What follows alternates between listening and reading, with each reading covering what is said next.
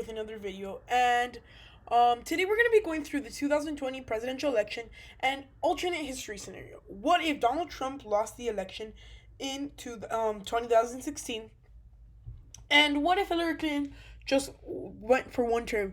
So this is a collaboration series with US election predictions. I will link his channel up in the card, so go check out. He went through part 2 to this video, which is going to be the Democratic primaries, and then we're going to do a part 3 on both channels, doing a prediction with the both candidates that won the election and how we think would have gone. So we're gonna start, and let's just start filling states. So some states like American Samoa, I think someone like Marco Rubio would have done pretty good in the Republican primaries.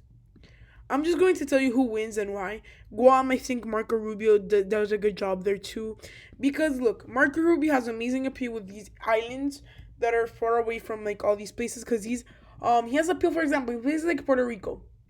Yeah, Puerto Rico is it's more related to American society and something like American Samoa or something like that.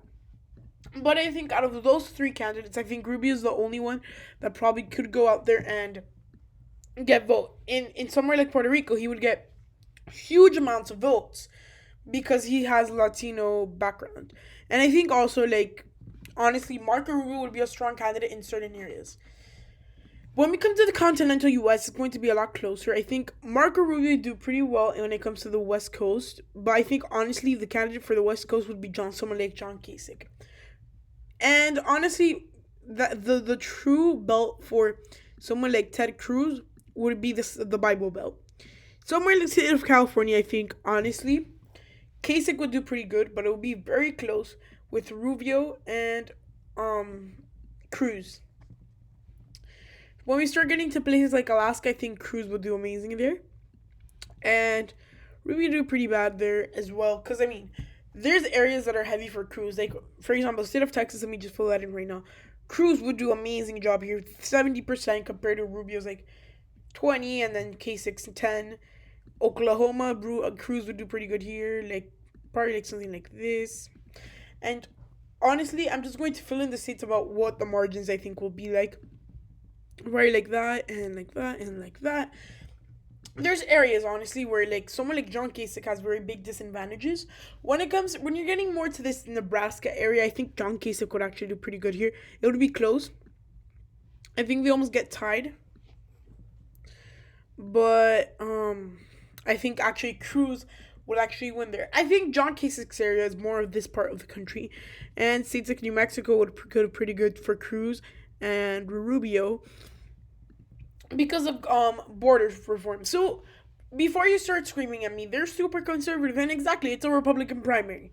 We're talking a general election. Someone like Rubio would do a lot better in these places, but Cruz, who has been known for border reform and things like that, as senator from the state of Texas, all the border states, except maybe California, because they're not that big on that border type of thing, you would see someone like Cruz win heavily in those states. Rubio do pretty good in Nevada. And honestly, would get really close to Cruz and Kasich would be close to each other, but not close enough to win versus Rubio. Cruz will do amazing in states like Idaho. And honestly, this is Marco Rubio's very not so good hold. And honestly, where does Rubio and Kasich win? Well, Rubio does very well in the south and parts of the East Coast. And Kasich does pretty good in the upper Midwest. So in like the eastern part of the Midwest. States like Utah, I think they would go heavily for John Kasich. And probably Cruz and Rubio do a pretty good job there. And what's going to help each candidate? Well, Rubio has a lot more support nationwide. And Cruz do. Kasich is less widestream, and honestly, you could see that from the primary. Who was the candidate that never got coverage, who kind of was forgotten after the primaries? And it was John Kasich. And honestly, I think he's a good candidate and everything. He would have had a nice shot at the general election, but I'm not sure if the Republican Party liked him at all. So, we're going to be picking this candidate, and I'm going to do this, the second prediction, which is going to be the general election. And honestly, go check out US Elections Predictions channel out. I think you guys will really like it if you liked my channel. I'm going to link it in the card, like I said before. So, when it comes to these areas, like the North and South Dakotas, Cruz does pretty good here. There's no question about it. Kasich gets closer. That's getting closer to Kasich's homeland. And honestly, Marco Rubio needs to kind of find his area. I think Marco Rubio actually does really good in the state of Minnesota. And he won there in 2016. And yeah, state of Iowa, same thing. It's in the Bible Belt. Cruz does pretty good here. Rubio gets second, and Kasich gets second. We're gonna see very deep blues. So that's for Rubios in this part of the country. So the Bible Belt, exactly. So what parts of the Bible Belt don't vote for Cruz? That would be the southern states. Get to states like Louisiana.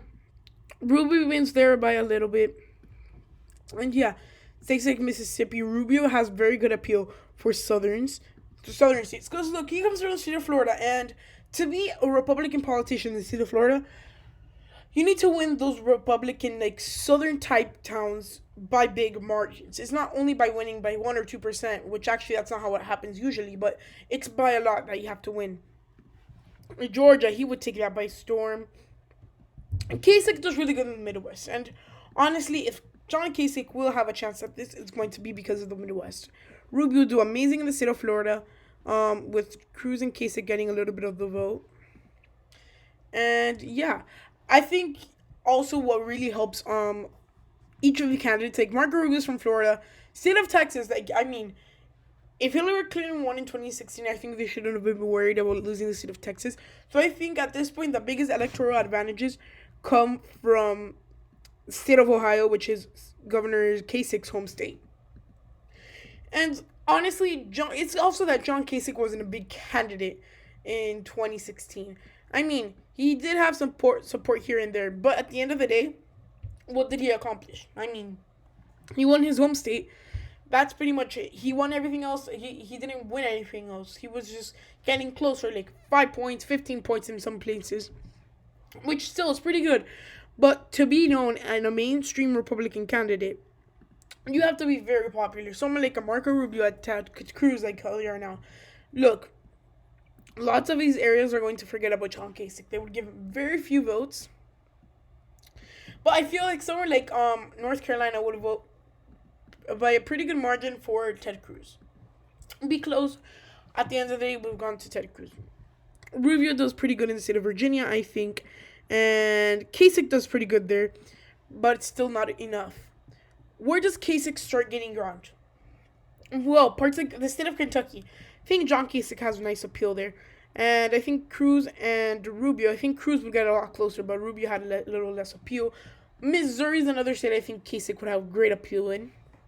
Cruz having pretty close appeal, Marco Rubio having little to no appeal. So we can see that right now the two front runners are Marco Rubio and Ted Cruz as we get closer to finishing all the states.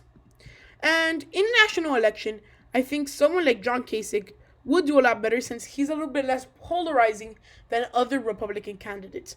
Because look, John Kasich is a conservative that easily works with the other side. He's not one of those Republicans that absolutely does not talk to other Democrats. And honestly, I think that really would have helped him when it comes to a general election run. I mean, one politician he reminds me of is John McCain. John Kasich is a maverick. He is. Compared to someone like Marco Rubio or Ted Cruz that are a little bit more skeptical about working with the other sides of the country. So you're going to see also like this like Russ, I guess, Iron Belt, which would be like these 4 states. I think they'll have nice appeal for Cruz, but a lot of appeal for Kasich. See, like Wisconsin will go to Cruz by a nice margin. Probably like a 40% margin. I mean, he gets 40 and Marco Rubio gets a little more. And somewhere like Michigan, I think Kasich actually would do very well there. Cruz has a chance, and Cruz is a good candidate when it comes to working class voters, and especially Republicans. But I think someone like Ted Cruz would have a little bit of a harder time grasping the Northeast. I think the Northeast is where John Kasich will show his cards and show who he truly is. And honestly, at this point, it's impossible for a candidate to win a majority of the delegates But still, we're going to look at it and see who gets the plurality. Maryland, I think Rubio would have nice appeal there. Actually, no, Kasich. Kasich is more like, reminds me more of Governor Larry Hogan from that state. And honestly, I would think he would do a nice job there. Pennsylvania, I think it would be very close race between Cruz, Kasich, and I think Kasich will narrowly win in the state of Pennsylvania in this primary. New Jersey, I think Marco Rubio would have great appeal there as an immigrant, and you have a big immigrant population from the families that came from Europe. And Marco Rubio could share that same story that I came here and I fought for my rights and things like that. DC would also go pretty nice for Rubio. They voted for him in 2016, and honestly, I see no reason for him losing that. Honestly, right now, the favorite to win the primary, if we see what's going on right now, would be Marco Rubio. Let's see how John Kasich catches up, or if he will actually. But look, the video that we're going to do after this is going to be a very interesting video. I hope you go check it out. And yeah, Rubio would do pretty good instead of Delaware. I think he would do barely win in that state. But when it comes to, you start getting to states like New York, John Kasich would do great here. Cruz would do okay, and Rubio would also do okay. When you start getting to states like New Hampshire, Kasich would win by big margins. Kasich is one of those candidates that heavily appeals to the northeastern voter. He has this appeal, and we saw it in 2016. Where were some of his closest finishes? Up in states like Vermont, New Hampshire, Massachusetts, and I think that's actually very important. A state like Connecticut, I think would vote for someone like Rubio or Kasich, but I think more Rubio than Kasich. Rhode Island, I think they would vote for someone like Kasich. Narrowly, Cruz and Rubio. And remember, the Northeast is more like of the affluent Republicans. So this is like how I see the Republican Party. Most of the Republicans that live in this area are some of the more working class Republicans.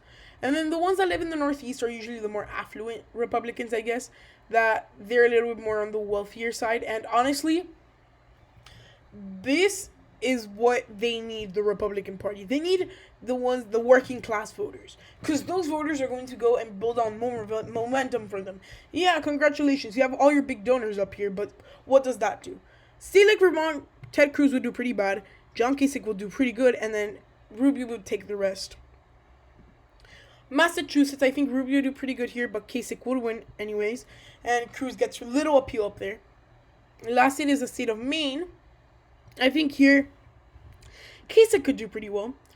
Rubio gets a little bit, and Cruz does get a little bit. So, looking at the map, we have a pretty even tie, with different appeals and areas. So, where does John Kasich do well? The West Coast, Utah, and the Midwestern Northeast. Where does Rubio do pretty well? Different, like, more, like, weird areas. He does very good in these, territories. He does good in Nevada and Colorado, Minnesota, and then the South and parts of the East Coast. And where does Ted Cruz do well? The Bible Belt. So all the states that are filled in right now for blue, those are states that have very Bible Belt populations. I mean, those are people that are very religious and things like that. And honestly, so we look at the map, Rubio would have won this primary. And so for my candidate, for the Republican candidate, Marco Rubio would be the Republican candidate for this prediction we're doing as a collaboration with U.S. election predictions. And I'm just going to go and say his running mate. And I think his running mate would have been, drumroll please, Nikki Haley. And honestly, I think that actually would have been a pretty accurate. Rubio and Haley have a very nice appeal to each other. Their bases are a little different from each other's. And honestly, I think they would do great things together and probably win the election. So go check out U.S. Election Predictions channel to see his part of the Democratic primary. And check back later to see when I have my 2020 prediction with Rubio Haley versus whoever U.S. Election Predictions candidate is. So guys, I want to thank all of you for watching. I hope you enjoyed this video. If you did so, please like, subscribe, and comment. And remember, guys, when we reach 250 subscribers, we'll be doing a very special giveaway. So if you guys want to be part of that, like and subscribe. Guys, thank you for watching, and goodbye.